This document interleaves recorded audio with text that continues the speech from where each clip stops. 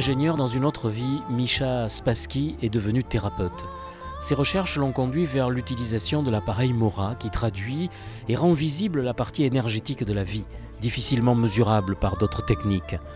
Un choc, émotionnel ou physique, va perturber la communication entre les cellules de nos organes.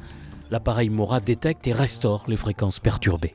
La biorésonance de l'appareil Mora permet d'aller capter, analyser les fréquences de l'ensemble des organes et des systèmes du corps humain et déterminer les fréquences qui résonnent en harmonie et de celles qui résonnent en disharmonie.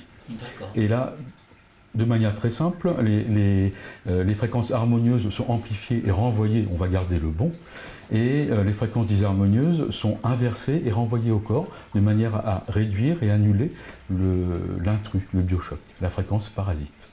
La Mora-thérapie s'appuie sur des cartographies de fréquences harmonieuses définies par des chercheurs. Le docteur Morel s'est tout simplement appuyé sur ce référentiel pour construire cet appareil et pour réaligner les fréquences qui étaient décalées dans le corps, tout simplement. Je dirais que c'est presque que du bon sens paysan qu'il a mis en œuvre à l'aide des nouvelles technologies. Alors, comment ça marche ? La première étape de l'accompagnement consiste à faire un bilan énergétique, donc la circulation de l'énergie dans le corps. On utilise là un appareil qui nous vient de Russie et qui est basé sur un effet qui s'appelle l'effet Kirlian.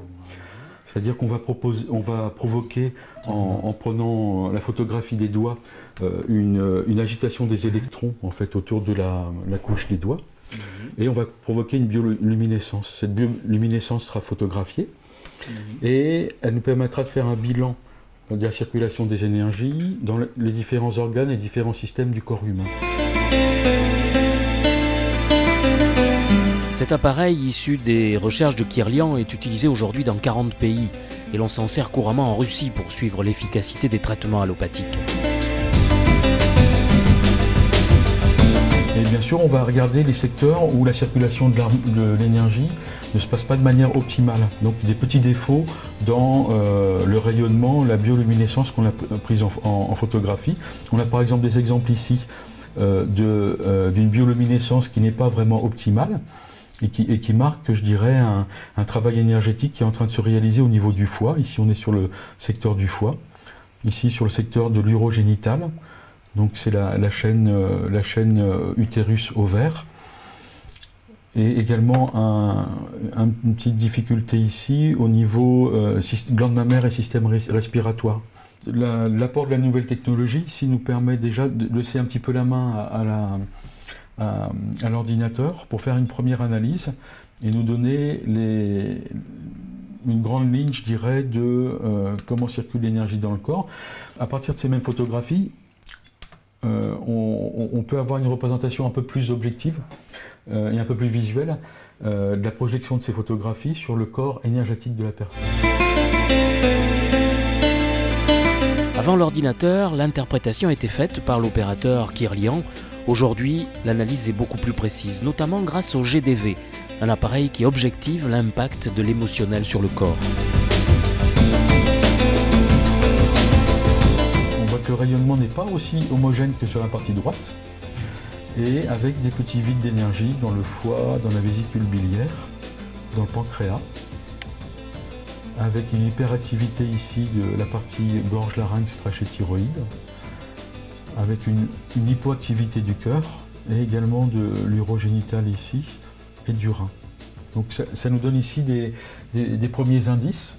Mais on sait bien que la carte ne représente pas le territoire. Alors, que peut-on soigner ?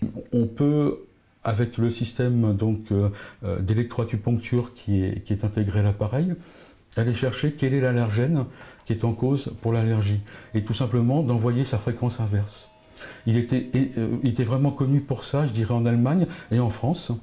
Et ensuite, je dirais qu'on accompagne toutes sortes de désordres au niveau physique. La Mora-thérapie, une machine de plus dans un univers de plus en plus technique ? Oui et non. Oui, parce qu'elle fait appel à une technologie de pointe, et non parce que le thérapeute du 21e ou 22e siècle ne sera pas qu'un fort en maths. Il pourra être mathématicien. Il pourra être mathématicien.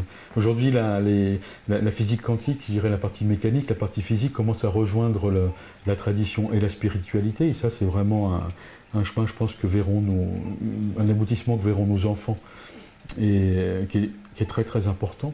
Mais il sera avant tout un homme de cœur, un homme d'ouverture de cœur. Je dirais que l'analyse des problématiques qu'on peut rencontrer dans la vie et qui vont provoquer la pathologie ou le désordre dans le corps ne peuvent pas se libérer au niveau du mental. On a vraiment, nous thérapeutes, un travail à faire qui est de descendre du mental dans le cœur pour pouvoir accompagner les personnes qui viennent nous rencontrer.